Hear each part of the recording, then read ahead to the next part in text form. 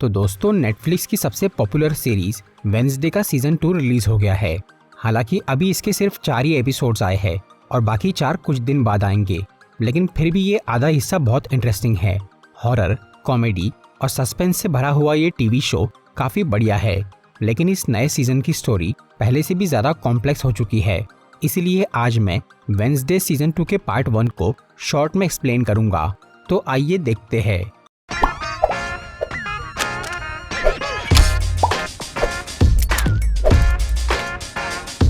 इस सीरीज की story season 1 के कुछ टाइम बाद की है।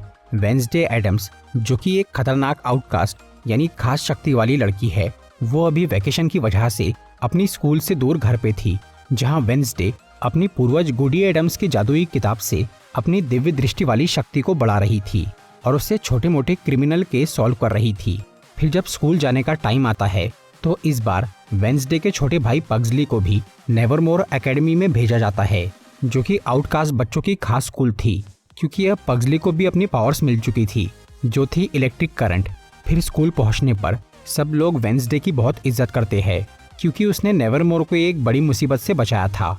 लेकिन वेंसडे को ये फैन फॉलोइंग और इज्जत अच्छी नहीं लगती, क्योंकि उसे शांति और अकेलापन पसंद था। इस बार स्कूल में एक नया प्रिंसिपल आता है, क्योंकि पुरानी प्रिंसिपल मर चुकी थी और ये नया हेडमास्टर स्कूल में एक बड़ा फंक्शन करने वाला था, जिसके लिए उसे डोनेशन की जरूरत थी। इसलिए वो वेंसडे की मां मोर्टिशिया को स्कूल की फंड रेजर कमेटी का हेड बना देता है, जिसकी वजह से वो अपने हस्बैंड के साथ वहीं रुक जाती है। उधर वेंसडे को अपने स्कूल रूम में खुद की एक फोटो मिलती है, जो कि किसी स्टॉकर ने भेजी थी। मतलब कोई उस पर नजर रख रहा था, जो कि हमने पिछले सीजन के एंड में भी देखा था। तब वेंसडे उस फोटो को छूकर अपनी शक्ति से ये जानने की कोशिश करती है कि वो किसने भेजी है, पर उसे कोई नजर नहीं आता। इसके अलावा अब जब भी वेंसडे अपनी पावर यूज कर रही थी तो उसकी आंखों से काले आंसू निकल रहे थे, जिसके बारे में उसकी माँ ये कहती है कि ऐसा इसलिए हो रहा है क्योंकि वो अपनी शक्ति का बहुत ज्यादा इस्तेमाल कर रही है, जैसा कि वेंसडे की मौसी यानी मोर्टिशिया की बहन ऑफेलिया ने किया था। दूसरी तरफ स्कूल के बाहर कार्ल ब्रैडबरी नाम के एक जासूस को कई सारे कौवे मार डालते हैं, जिनका सरदार एक आंख वाला अजीब कौवा था। तब वेंसडे इत्तेफाक से उस जगह पे पहुंच जाती है, जहां उसे शहर का पुराना पुलिस ऑफिसर गैल्पिन मिलता है, जो कि पिछले सीजन के हाइड मॉन्स्टर यानी टाइलर नाम के उस लड़के का पिता था। वो वेंसडे को बोलता है कि कार्ल ब्रैडबरी उसका दोस्त था और वो दोनों साथ में एक केस पे काम कर रहे थे, जो कि आउटकास्ट से जुड़ा हुआ था। लेकिन उनका काम पूरा होने से पहले ही कार्ल मारा गया। इसीलिए अब गैल्पिन उस केस को सॉल्व करने के लिए वेंसडे से मदद मांगता है, पर वो उसकी बात पे ध्यान नहीं देती। इस सब के बीच वेंसडे का भाई पग्सली स्कूल में एक कहानी सुनता है कि बहुत साल पहले नेवरमोर में एक जीनियस बच्चा था, जो कि साइंटिस्ट बनना चाहता था, लेकिन उसे दिल की बीमारी थी, जिसकी वजह से वो ज़्यादा कुछ नहीं कर पाता था और उस बीमारी का कोई इलाज भी नहीं था। इसलिए उस लड़के ने खुद के लिए एक मशीनी दिल बनाया, जिससे वो ठीक हो गया और फिर वो पागलों की तरह उल्टे सीधे एक्सपेरिमेंट करने लग गया, जिसके चलते वो एक दिन खुद ही मारा गया। तब उसे स्कूल के पास वाले एक जंगल में एक अजीब से पेड़ के नीचे दफन कर दिया गया, जहां आज भी उस लड़के के मशीनी दिल की आवाज़ सुनाई देती है। और क्योंकि वेंसडे का भाई भी उसी की तरह खुराफाती था, इसीलिए वो एक रात उस मरे हुए लड़के की तलाश में जंगल चला जाता है। वहां पग्सली उसकी कब्र पे गिर जाता है और गलती से उस पे अपनी पावर्स छोड़ देता है, जिससे वो मरा हुआ लड़का एक ज़ॉम्बी बनकर उठ जाता है। क्योंकि उसमें एक मशीनी दिल था, इसीलिए वो इलेक्ट्रिक पावर से चालू हो गया। तब पग्सली उस ज़ॉम्बी को पकड़ के स्कूल के पास ला लेता है और अपने दोस्त यूजिन के शेड में छुपा देता है, क्योंकि वो उसे अपना पेट बनाना चाहता था। उधर वेंसडे का स्टॉकर उसकी लिखी हुई एक नॉवेल चुरा लेता है और ये मैसेज देता है कि वो नॉवेल उसे स्कूल के एक फंक्शन की चिता में मिलेगी। तब वेंसडे वो फंक्शन में जाती है और उस जलती हुई चिता में से अपनी नॉवेल बाहर निकालती है। फिर वहाँ वेंसडे को स्टेज पे बुलाया जाता है, जहाँ प्रिंसिपल ने उसके सम्मान में एक पेंटिंग बनवाई थी, लेकिन वेंसडे उसे जला देती है, क्योंकि उसे हीरो बनके ऐसे फेमस नहीं होना था। इसके बाद वो उस फंक्शन से निकल जाती है। तभी उसकी फ्रेंड इनिड उसके पीछे आती है और वो जैसे ही वेंसडे को छूती है तो उसे एक दृश्य दिखता है, जिसमें इनिड मर चुकी थी और उसके आसपास बहुत सारे कौवे थे। वहाँ वो एक आंख वाला कौवा भी था, जो कि इनिड की कब्र पर बैठा था। ये देखकर वेंसडे बहुत डर जाती है और अब भी उसकी आंखों से वो काले आंसू निकल रहे थे। तब उसे मोर्टिशिया बोलती है कि वो गुडी की किताब इस्तेमाल करना छोड़ दे नहीं तो वो अपनी आंटी की तरह पागल हो जाएगी। पर वेंसडे को अभी खुद से ज़्यादा इनिड की फिक्र थी, लेकिन वो इनिड को ये नहीं बताती कि उसने अपने सपने में क्या देखा है, ताकि वो अपनी मौत की बात सुनकर डर ना जाए। इसके बाद वेंसडे गैल्पिन से मिलने उसके घर जाती है, क्योंकि उसके दोस्त की मौत भी कौवों की वजह से हुई थी और इनिड की मौत में भी उसे कौवे दिखे थे। पर उस घर पे गैल्पिन पहले से ही मरा हुआ पड़ा था और उसके आसपास भी वही कौवे थे। तब वेंसडे उसकी डेड बॉडी को हाथ लगाती है, ये जानने के लिए कि उसके मर्डर में किसका हाथ है। लेकिन अब वेंसडे की शक्ति काम नहीं करती, इसलिए वो वहाँ दूसरे सबूत ढूंढने की कोशिश करती है। पर तभी वहाँ पुलिस वाले आकर उसे पकड़ लेते हैं, लेकिन फिर वेंसडे के पिता उसे छुड़वा लेते हैं। इसके बाद स्कूल में इनिड के फ़ोन पे उसी स्टॉकर का मैसेज आता है, जिसमें वेंसडे की फ़ोटो थी गैल्पिन के घर के बाहर। फिर जब इनिड उस स्टॉकर को कॉल करती है तो वो नंबर गैल्पिन का निकलता है। इससे वेंसडे को लगता है कि कार्ल और गैल्पिन का कातिल वही स्टॉकर है, जिसके पास अभी गैल्पिन का फ़ोन है और वो इनिड की जान भी ले सकता है। इसके अलावा वेंसडे को ये भी डाउट था कि गैल्पिन की मौत के पीछे उसका बेटा टाइलर भी हो सकता है, क्योंकि वो अपने पिता से नफरत करता था और टाइलर अभी विलो हिल नाम के एक मेंटल हॉस्पिटल में कैद था। इसलिए वेंसडे उससे पूछताछ करने वहां जाती है और वो वहां की हेड साइकाइट्रिस्ट डॉक्टर फेयरबर्न से परमिशन लेकर टाइलर से मिलती है। पर उसे अपने पिता की मौत के बारे में कुछ भी नहीं मालूम था। उल्टा वो वेंसडे को बोलता है कि अगर मौका मिला तो वो उसे और इनिड को मार देगा, क्योंकि इनिड ने वेयरवुल्फ बनकर टाइलर को हराया था। फिर वेंसडे वहां से लौट जाती है और स्कूल पहुंचने पर उसे पता चलता है कि इनिड और उसके बॉयफ्रेंड को वही स्टॉकर ने किडनैप कर लिया है, जो कि उन दोनों को बचाने के लिए वेंसडे को आधे घंटे का समय देता है और कुछ पहेलियां सुलझाने बोलता है। तब इनिड की तलाश करते हुए वेंसडे स्कूल के एक टावर पे चली जाती है और वहां कुछ पहेली सुलझाकर दोनों को गिरती हुई तलवारों से बचा लेती है। फिर वो स्टॉकर उसके सामने आता है, जो कि असल में एग्नेस नाम की एक लड़की थी, जिसके पास गायब होने की शक्ति थी। वो वेंसडे की जूनियर थी और उसकी बहुत बड़ी फैन थी। एग्नेस सिर्फ वेंसडे को इम्प्रेस करके उसके साथ रहना चाहती थी और उसने कार्ल या गैल्पिन को नहीं मारा था। उल्टा वो इस केस को सॉल्व करने में हेल्प करना चाहती थी, जिसके लिए वेंसडे उसे मना कर देती है। फिलहाल उसे बस अपनी शक्तियों की जरूरत थी, जो कि काम नहीं कर रही थी। इसलिए उसे दोबारा हासिल करने के लिए वो गूडी एडम्स की किताब में कोई तरीका देखने का सोचती है। पर वेंसडे की गैर मौजूदगी में उसकी माँ वो किताब लेकर चली गई थी और उसे वापस नहीं कर रही थी। दूसरी तरफ पग्सली उस ज़ॉम्बी को खिला पिला के पाल रहा था, जिसके बारे में यूजीन के सिवा किसी को नहीं पता था।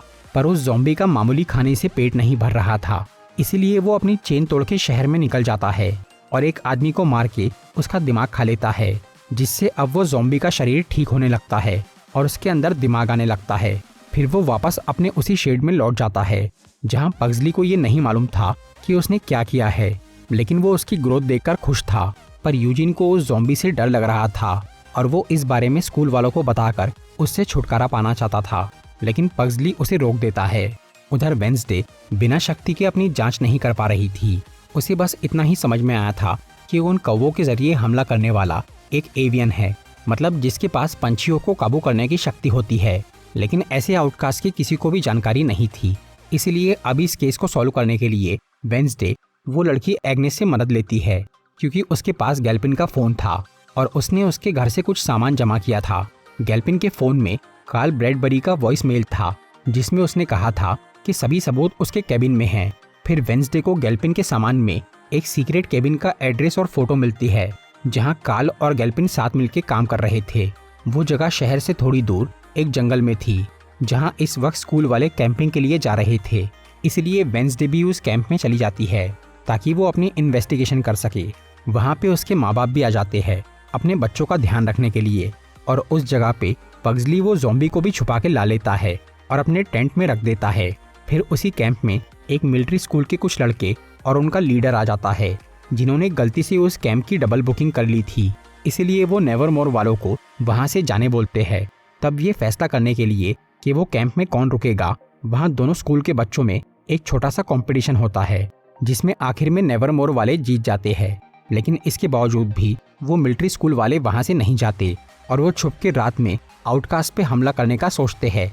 दूसरी तरफ वेंसडे उस कैबिन को ढूंढते हुए वहाँ पहुँच जाती है, जहाँ उसे गैल्पिन और कार्ल की जमा की हुई कुछ न्यूज़पेपर कटिंग्स मिलती है, जिनमें ऐसे लोगों की डिटेल्स थी जो कि आउटकास्ट थे और वो विलो हिल हॉस्पिटल में मरे थे।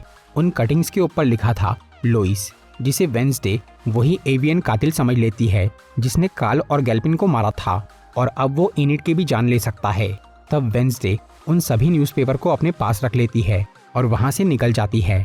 इस सब के दौरान वो एक आंख वाला कौवा हर जगह वेंसडे का पीछा करके उस पर नजर रख रहा था।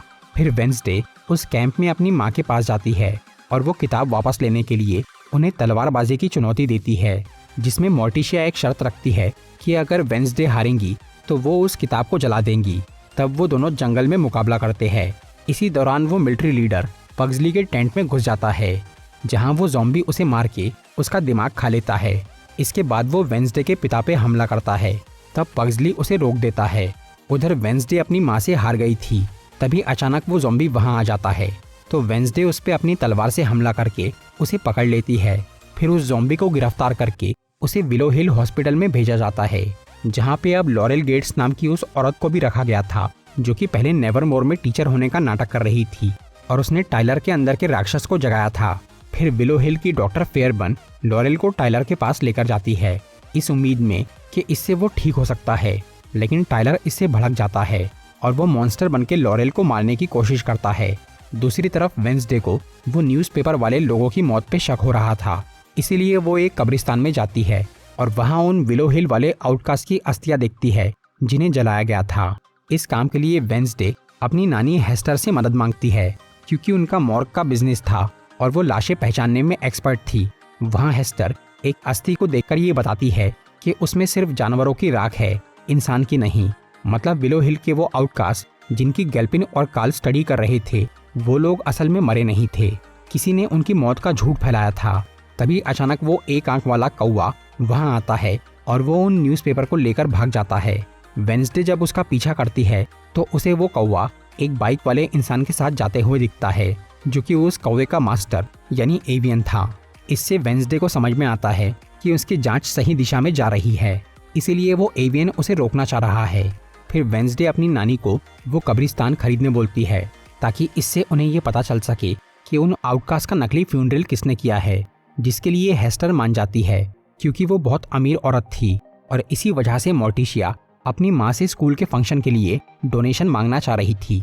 पर हेस्टर ये बोलती है कि वो डोनेशन तभी देंगी जब वो वेंसडे को उसकी किताब लौटाएंगी, लेकिन मोर्टिशिया ये बात नहीं मानती और उस किताब को जला देती है। फिर हेस्टर वेंसडे को ये बताती है कि उन आउटकास्ट के नकली डेथ सर्टिफिकेट पे अगस्टा स्टोनहर्स्ट नाम के एक आदमी ने साइन किया था। तब एग्नेस और वेंसडे ये पता लगाते हैं कि अगस्टा स्टोनहर्स्ट कई साल पहले विलो हिल का एक डॉक्टर था और वो नेवरमोर का टीचर भी था। फिलहाल वो आदमी अपने ही हॉस्पिटल में एक पेशेंट बन चुका था। तो अब वेंसडे के पास अपना केस सॉल्व करने के लिए दो इम्पोर्टेंट नाम थे, एक लोइस जो कि कार्ल और गैल्पिन ने उन न्यूज़पेपर के ऊपर लिखा था और दूसरा स्टोनहर्स्ट जिसने उन आउटकास्ट की झूठी मौत साबित की थी। वेंसडे अब इस मामले की जड़ तक जाने के लिए अपने चाचा यानी अंकल फेस्टर को विलो हिल में जाकर वहां लोइस और स्टोनहर्स्ट का पता लगाने बोलती है। तब फेस्टर खुद को जानबूझ के पागल साबित करके किसी तरह विलो हिल में भर्ती हो जाता है और वहां अगस्टा स्टोनहर्स्ट से दोस्ती करके उससे लोइस के बारे में पूछता है।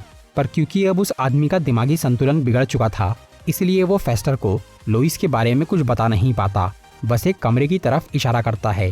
लेकिन जब फेस्टर वहां जाने की कोशिश करता है तभी डॉक्टर फेयरबर्न उसे पकड़ लेती है, क्योंकि उसे ये पता चल गया था कि वो वेंसडे का अंकल है और वहां जासूसी करने आया है।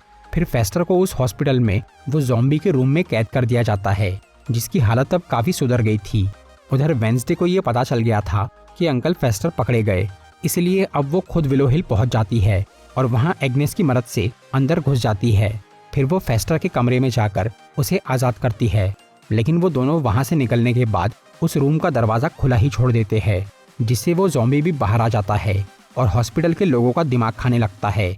इससे वहां भागदौड़ मच जाती है और इसी मौके का फ़ायदा उठाकर लॉरेल गेट्स टाइलर के पास जाती है और उसे आज़ाद कर देती है, इस उम्मीद में कि अब वो उसकी बात मानेगा, लेकिन टाइलर उसे मॉन्स्टर बनके मार डालता है। दूसरी तरफ वेंसडे और फेस्टर उस रूम में जाते हैं जो कि स्टोनहर्स्ट ने बताया था। वहां उन्हें एक सीक्रेट अंडरग्राउंड जगह मिलती है जिस पे लिखा था long term outcast integration program, मतलब लोइस का शॉर्ट फॉर्म। और उस जगह पे आउटकास्ट लोग कैद थे जिनके नाम उस न्यूज़पेपर कटिंग में थे। यानी लोइस कोई इंसान नहीं था, बल्कि एक खुफिया प्रोग्राम था जिसमें आउटकास्ट पे एक्सपेरिमेंट किए जाते थे। तभी उस जगह पे वो एक आंख वाला कौवा और उसका एवियन मास्टर आता है, जो कि जूडी नाम की एक औरत थी और वो विलो हिल में असिस्टेंट का काम करती थी। वो फेस्टर और वेंसडे को बताती है कि वो असल में अगस्टस स्टोनहर्स्ट की बेटी है, जो कि एक आम इंसान था पर उसे आउटकास्ट जैसा बनना था। इसलिए उसने अपने हॉस्पिटल के आउटकास्ट पेशेंट्स को मरा हुआ साबित करके उन पे एक्सपेरिमेंट्स किए, जिसमें उसकी बेटी भी उसके साथ थी, और उसने खुद पे एक्सपेरिमेंट करवा के अपने आप को एक आउटकास्ट बनवा लिया और पक्षियों को काबू करने की शक्ति पाली। डॉक्टर फेयरबर्न ये सारे राज जानती थी, पर वो जूडी को अपना असिस्टेंट बना के खुद बॉस होने का नाटक करती थी। लेकिन उधर गैल्पिन ने लुइस प्रोग्राम के बारे में जान लिया था और वो नहीं चाहता था कि उसके बेटे पर वो इलीगल एक्सपेरिमेंट हो। इसलिए उसने उनकी पोल खोलने का सोचा, जिसकी वजह से जूडी ने उसे मार दिया और अब वो वेंसडे को भी मारना चाह रही थी। पर तभी फेस्टर उस जगह पे अपनी शक्ति से धमाका करता है और सभी आउटकास्ट को आज़ाद कर देता है, जो कि जूडी पे हमला कर देते हैं। लेकिन उन सब में एक शांत औरत थी, जिसे वेंसडे खुद अपने साथ लेकर वहाँ से बाहर निकलने लगती है। पर रास्ते में उसे टायलर मिल जाता है और वो वेंसडे पे हमला करके उसे हॉस्पिटल से बाहर फेंक देता है, जिससे वो बहुत घायल हो जाती है। फिर टायलर वहाँ से भाग जाता है और अब उसे इनिट की तलाश थी। दूसरी तरफ वो ज़ॉम्बी फेयरबर्न और स्टोनहर्स्ट के पास जाता है और उन दोनों को मार डालता है। वो ज़ॉम्बी अब बात भी कर पा रहा था और उसने स्टोनहर्स्ट को मारने से पहले उसे अपना पुराना दोस्त कहा था। मतलब वो दोनों एक दूसरे को जानते थे, क्योंकि वो दोनों पहले नेवरमोर में एक साथ थे। इसके आगे की कहानी इस सीजन के अगले पार्ट में दिखाई जाएंगी, जो कि जल्द ही रिलीज होगा। उसमें हमें वेंसडे का ठीक होना, उसकी शक्तियों का लौटना, इनिट की मौत का सच और टायलर, जूडी और ज़ॉम्बी का क्या हुआ, ये सब पता चलेगा। तो दोस्तों, ये था वेंसडे सीजन 2 पार्ट 1 का एक्सप्लेनेशन। अगर आपको ये वीडियो अच्छी लगी हो तो इसे लाइक और शेयर ज़रूर करिए, और ऐसी ही इंटरेस्टिंग वीडियोस देखने के लिए सब्सक्राइब कीजिए हमारा चैनल और इस बेल आइकन को दबाइए, ताकि आपको हमारी वीडियोस सही टाइम पर मिल सके।